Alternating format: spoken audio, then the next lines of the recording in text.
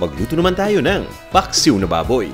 Ito yung parang adobo na malahumba na rin, na ubod ng sarap.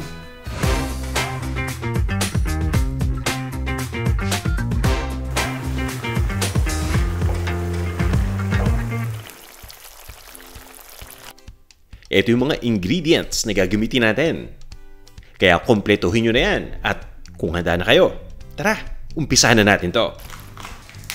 I-prepare muna natin itong mga sangkap. Banana blossoms, binababad ko lang sa tubig yan. At dinidikdik ko muna yung bawang. Pagdating naman sa liempo, hinihiwa ko lang yan into cubes. At niluluto ko na kagad. Pagdating sa pagluto ng liempo, kailangan muna natin itong i-sear.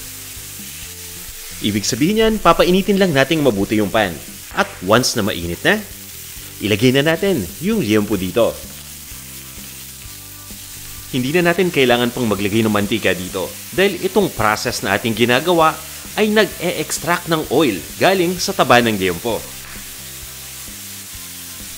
Mas nabawasan na yung ating mantika na gagamitin, mas magiging maganda pa yung outer texture ng liempo natin. At habang sinisir itong ating liempo, siguraduhin nyo lang na binabaliktad natin ito. Para maging pantay yung pagkakaluto sa lahat ng sides.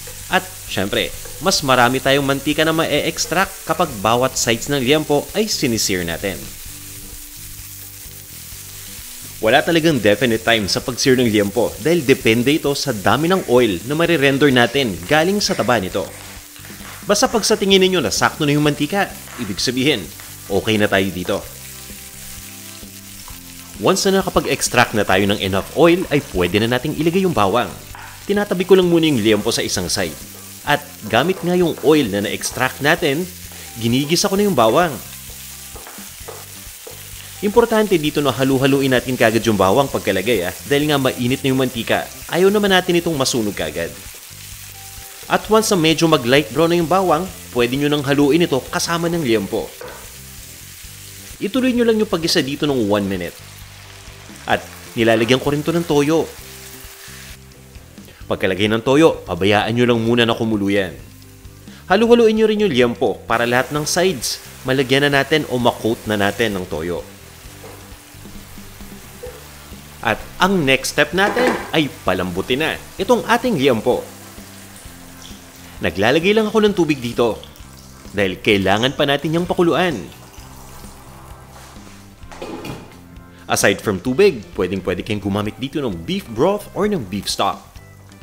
Or yung iba gusto maglagay ng beef powder, walang problema. Pwede rin kayong maglagay dyan.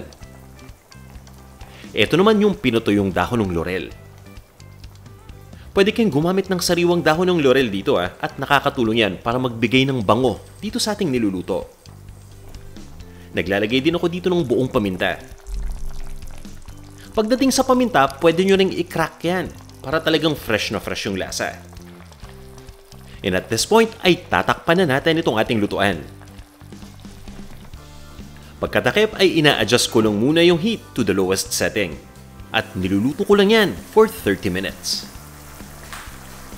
Pagkatapos nating maluto ng 30 minutes, bahagyang malambot na itong liempo, pero hindi pa yan sobrang lambot.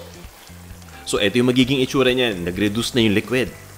Kung medyo mas marami pa yung liquid na nawala dun sa niluluto ninyo, feel free na magdagdag kayo ng tubig dahil baka matuyuan naman, diba? Basta, pakonti-konti lang yung paglagay ng tubig para hindi masobrahan. At binabaliktad ko nga yung liempo.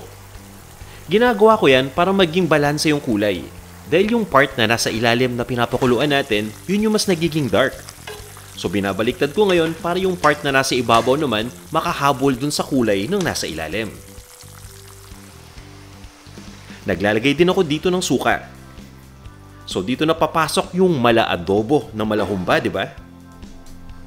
Takpan nyo lang yan at pabayaan nyo munang kumulo. At eto naman yung banana blossoms natin o yung puso ng saging. Kanina kung napansin ninyo, hinugasan ko to, no? Binabad ko muna sa tubig para matanggalan yung mga preservatives. At bago natin ilagay yung banana blossoms dito, hugasan nyo pa ng isang beses lang with running water at i-drain nyo na yung tubig. I-distribute nyo lang itong banana blossoms dito sa ating lutuan. Konting halo-halo lang muna. Niluluto ko lang to ng mga 30 seconds.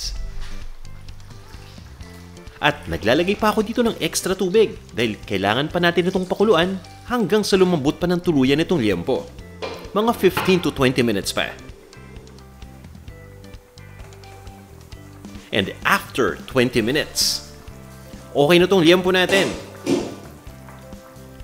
At nasa sa inyo rin pala kung gaano karami yung sauce na ilalagay ninyo. Kung gusto niyo na medyo saucy, na katulad nito, okay na yan. Pero kung gusto niyo na hindi masyadong saucy, pabayaan nyo lang munang kumulo hanggang sa mag-reduce pa yung sauce. Naglalagay na din ako dito ng brown sugar. O diba? Parang humba, manamis-namis. Konting halo-halo lang muna. At i-test na nga natin kung gaano ba talaga kalambot itong liempo. Importante yan bago natin i-serve para talagang makasigurado tayo na sobrang lambot na nito. Yung tipong hindi ka na mahihirapan sa pagnguya. At ngayon ay magtitimpla lang tayo. Naglalagay ako dito ng Maggi Magic Sarap. Yung saktong dami lang. Konting halo-halo lang at okay na to. Siguraduhin nyo lang na nakapagsaing na kayo dahil pwede na natin tong ilipat sa isang serving plate. At iserve na natin itong ating paksiw na baboy kasama ang bagong saing na kanin. At para dun sa mga nagtatanong, aside from liempo, pwede tayong gumamit dito ng ibang cuts kagaya na lang ng pata at ng pigi. Let me know sa comment section kung nasan kayo habang nanonood ng video na to. At kung meron kayong mga katanungan or feedback, paki-comment na lang din Ito na ang ating paksiw na baboy. Tara na, kain na tayo!